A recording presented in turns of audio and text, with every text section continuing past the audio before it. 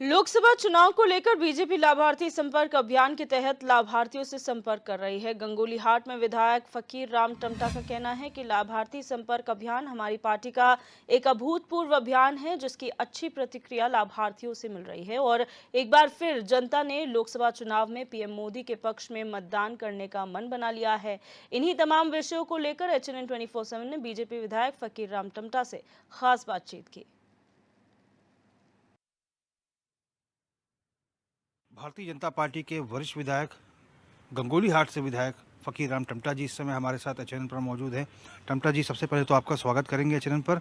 और टमटा जी, भारतीय जनता पार्टी पूरे प्रदेश में लाभार्थी संपर्क अभियान चला रही है। आपकी कॉन्स्टिट्यूंसी में, विधानसभा क्षेत्र में कैसा रिस्पांस मिल रहा है जनता का? पहले तो मैं आपका धन्यवाद करूंगा। देखिए, मेरी जो कॉन्स्टिट्यूंसी है उसमें से हम अपनी कॉन्स्टिट्यूंसी से लगभग 75% वोट हमको भारतीय जनता पार्टी को मिलेगा, ये मेरा विश्वास है। और कांग्रेस के तो नगण्य के हिसाब से है, बिल्कुल कांग्रेस को अब लगभग लोग पसंद नहीं करते। कल ही मेरे क्षेत्र के बहुत अच्छे जो दमदार नेता थे, जो ब्लॉक के उनके अध्यक्ष थे, वो भी शामिल हो गए भारतीय जनता पार्टी में। अभी मैं घर जा रहा हूँ तो तमाम हजारों की संख्या में लोग शामिल होने को जा रहे हैं। तो लाभार्थी संपर्क अभियान की क्या स्थिति है विधायक जी? बहुत बढ़िया रही लाभार्थी संपर्क का अभियान। हर लाभार्थी आदरणीय मोदी जी के नेतृत्व में, आदरणीय पुष्कर सिंह धामी जी के नेतृत्व में जो सरकार की योजनाएं हैं जो लाभार्थी तक पहुंची हैं, उस लाभार्थी के घर तक हमारे कार्यकर्ता पहुंचे हैं, तो उसको समझ में आया कि हाँ, ये भाजपा सरकार ने हमको ये दिया है, तो वोट देने को आतुर है। विधायक जी, बीजेपी में ये कहा जाता है कि वोट जीता तो चुनाव जीता, बूथ जीता तो चुनाव जीता, माफ़ कीजिएगा। इस समय बूथों की क्या स्थिति है आपके विधानसभा क्षेत्र में? देखिए, मैं आपको बताऊं, मैं अपने चुनाव में 2022 के चुनाव में करीबन 30-31 बूथ हल्के वोटों से पीछे रहा था। लेकिन इस समय मैं मानता हूं कि सारे के सारे बूथ, हम सब बूथों को लगभग 70, 75, 80, 100% तक भी बूथों को जीतेंगे। इस बार बीजेपी ने तय किया है कि प्रत्येक लोकसभा सीट को 5 लाख के वोट के मार्जिन से जीतना है। ये सफल हो पाएगा? ये बीजेपी का ओवर कॉन्फिडेंस तो नहीं है, अति आत्मविश्वास? बिल्कुल, ये बात बिल्कुल बीजेपी का जो भरोसा है कार्यकर्ताओं पर, वो बिल्कुल सत्य है। हम पहले की अपेक्षा जो जीत हुई थी उससे भी अधिक वोटों से जीतेंगे, ये तय है। विधायक जी, महाजन संपर्क अभियान जैसे तमाम अभियान भी प्रदेश भर में चलाए गए। जनता का मन इस बार क्या कह रहा है? आप भी तो मिलते होंगे तमाम लोगों से, जनता से, आपके जनता दरबार लगती होगी आपके विधानसभा में। जनता का क्या मूड है इस बार?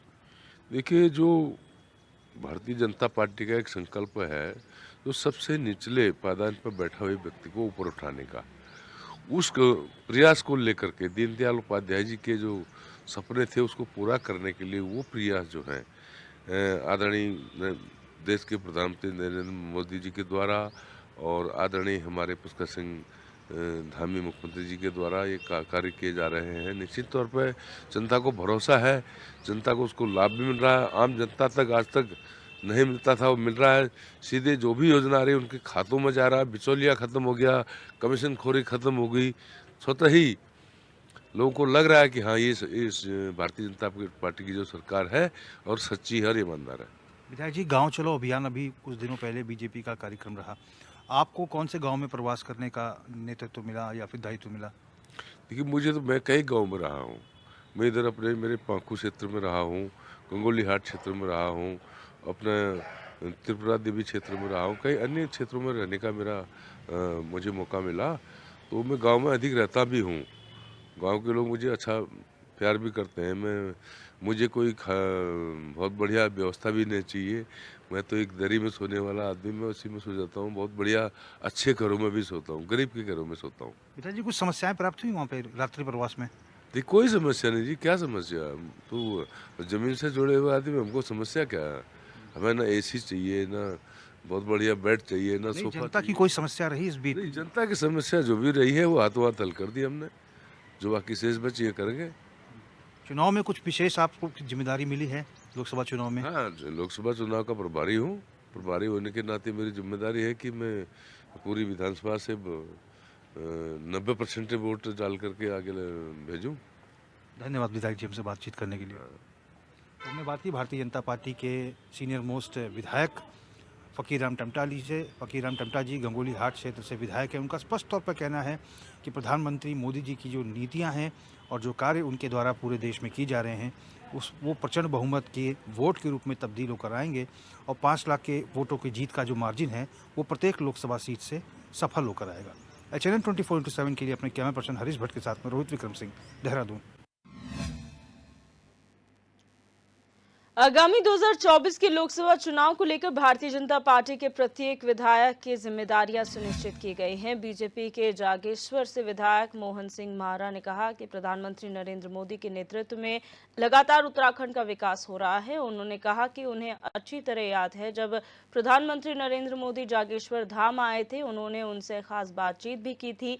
उन्होंने कहा कि आज जिस तरह से पर्वतीय क्षेत्रों में विकास योजनाएं धरातल पर उतर रही हैं, उससे साफ है कि देश में एक बार फिर से बीजेपी की सरकार आने वाली है।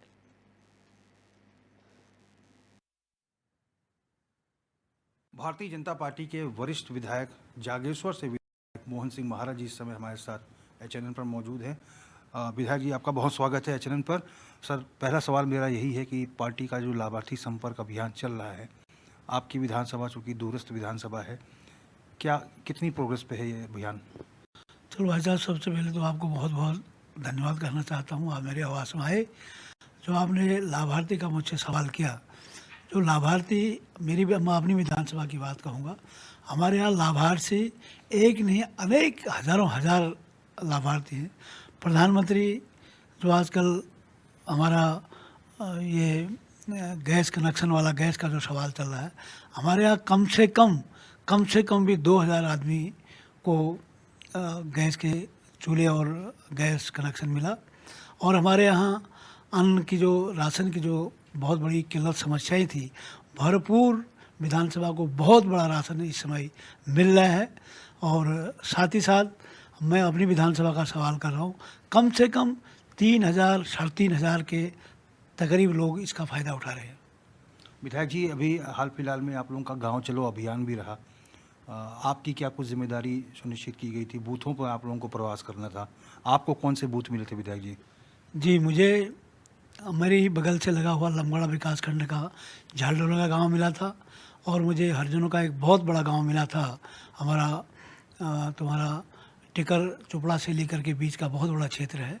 उस क्षेत्र में गया, रात्रि मैंने निवास भी किया और उसके तहत लोगों का जो मुझे संपर्क मिला, जो लोगों से मेरे सवाल जवाब हमारे हुए, तमाम लोगों का कहना यह है, जब तक मोदी हैं तब तक हम हैं। और इस समय मोदी जी की बहुत बड़ी लहर है।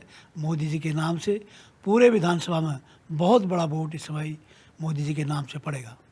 विधायक जी, गांव चलो अभियान में कुछ समस्याएं भी क्षेत्रवासियों की रहीं कि कुछ समस्याओं को भी आप लोगों को फीडबैक जो है हाईकमान को देना था, उन समस्याओं को भी आप लोगों ने नोट डाउन किया है?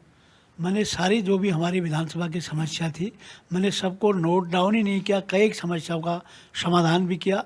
और बहुत बड़ी समस्याएं नहीं हैं, छोटी-मोटी समस्या होती हैं, कई बार पानी की समस्या, कहीं पर रोड की समस्या। जो समस्याएं हैं उनके निरंतर हम लोग लगे हैं, उन सब में तेज़ी के साथ काम हो रहा है। विधायक जी, प्रधानमंत्री मोदी उत्तराखंड लगातार आते हैं, उनका बेहद लगाव है। आपकी विधानसभा जागेश्वर में भी आए, वो जागेश्वर धाम पहुँचे, पार्वती कुंड पहुँचे, आदि कैलाश तक गए, जहाँ तक कोई आज तक प्रधानमंत्री गया नहीं। किस रूप में देखते हैं आप? बहुत सारे लोग अब जागेश्वर धाम के प्रति जिज्ञासा लोगों की बढ़ गई है, लोग आना चाह रहे हैं वहाँ पे भी। मैं विधानसभा की ओर से, अपनी ओर से मोदी जी को बहुत बहुत धन्यवाद देना चाहता हूँ। साथ ही साथ हमारे प्रदेश के युवा मुख्यमंत्री और तुम्हारा उनको भी बहुत बहुत धन्यवाद देना चाहता हूँ। मोदी जी जागेश्वर में जब आए, इतनी जागेश्वर आने के बाद जागेश्वर की ये रौनक जागेश्वर में आई है। जागेश्वर में बिल्कुल जागेश्वर के बगल के गांव का रहने वाला हूं और जिस जागेश्वर में उनके आने के बाद रहने के लिए कहीं पर कमरे नहीं मिल पा रहे हैं भाई। कई लोग तो वहाँ पर जो बकरी के गोठ होते हैं, हमारे गौशाले होते हैं, उन गौशालाओं में भी भरपूर लोग आ रहे हैं। इतनी तेज़ी से वहाँ का विकास हो रहा है, हमको लगता है कि आने वाले समय में जागेश्वर बहुत ऊंचाई में जाएगा। विपक्ष के विधायक भी तारीफ कर रहे थे, हरीश धामी ने भी तारीफ की पीएम मोदी की कि आप यहाँ पर आए, बहुत सौभाग्यशाली हैं हम लोग और अब क्षेत्र का विकास तेज गति से होगा। नहीं, सभी ये तारीफ करने वाली बात है, इसमें तो तारीफ नहीं करने का कोई मतलब ही नहीं होता है। जब मोदी जी वहाँ आए, विपक्ष के तमाम लोग वहाँ पर आए थे और सब ने तारीफ करी। बल्कि जब जागेश्वर धाम में जब उतरे, इतना वहाँ के लोग इतने गदगद थे, मोदी से मिलने के लिए बड़े आतुर थे। बल्कि मैं तो सौभाग्यशाली हूँ, ये पहली बार जागेश्वर में प्रधानमंत्री का आना हुआ और मुख्यमंत्री जी ने स्वागत किया, हमने स्वागत किया। मैं तो स्वागत में जो पहाड़ी एक तुतुरी होती है वो तुतुरी को दिया और मैं तब से बहुत बड़ा गदगद हूँ। और जागेश्वर का चौब मुझे बहुत बड़ा भरोसा है, तो तुम्हारा हमारे पुष्कर सिंह धामी के नेतृत्व में जागेश्वर का बहुत बड़ा विकास होगा। पीएम मोदी ने क्या इस दौरान आपसे भी कुछ बातचीत की, हल्की फुल्की? पीएम मोदी जी ने उसमें मेरे बिल्कुल सामने आए जब मैंने तुतुरी दी और मेरे से गांव के बारे में पूछा। बल्कि हमारे जो सांसद जी जिनको अभी चुनाव लड़ाया जा रहा है, उनसे भी कहा कि मैं आपके गांव में इस समय आया हूं और बड़े गदगद थे, बड़े खुश थे और हम सब ने बड़े प्यार के साथ उनसे मुलाकात करी। विधायक जी, दीवार लेखन अभियान भारतीय जनता पार्टी का बहुत व्यापक स्तर पर चला, जागेश्वर में कैसा रिस्पॉन्स मिला इसको?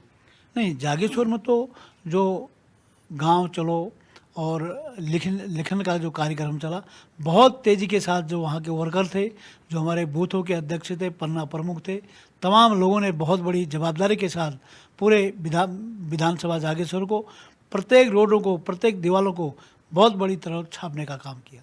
विधायक जी, इस बार कहा जा रहा है कि प्रत्येक लोकसभा सीट को 5 लाख के वोटों के अंतर से बीजेपी जीतेगी। मतलब बीजेपी का मुकाबला इस बार खुद से ही है, अपने वोट के मार्जिन को बढ़ाना चाहती है। क्या पैमाना होगा वोट का? आखिर जनता बीजेपी को वोट क्यों दे? नहीं, ये बहुत बड़ा विषय है। आपने 5 लाख की बात करी, हम तो समझ रहे हैं कि इसमें एक तरफा वोट पड़ने वाला है, क्योंकि मोदी जी के नेतृत्व को, मोदी जी पूरे भारत को, पूरे देश को अभी पसंद है। और बल्कि हमारे पहाड़ में तो कांग्रेस अब है ही नहीं, कांग्रेस का कोई नाम निशान नहीं है, कांग्रेस को वोट पड़ने वाला नहीं है।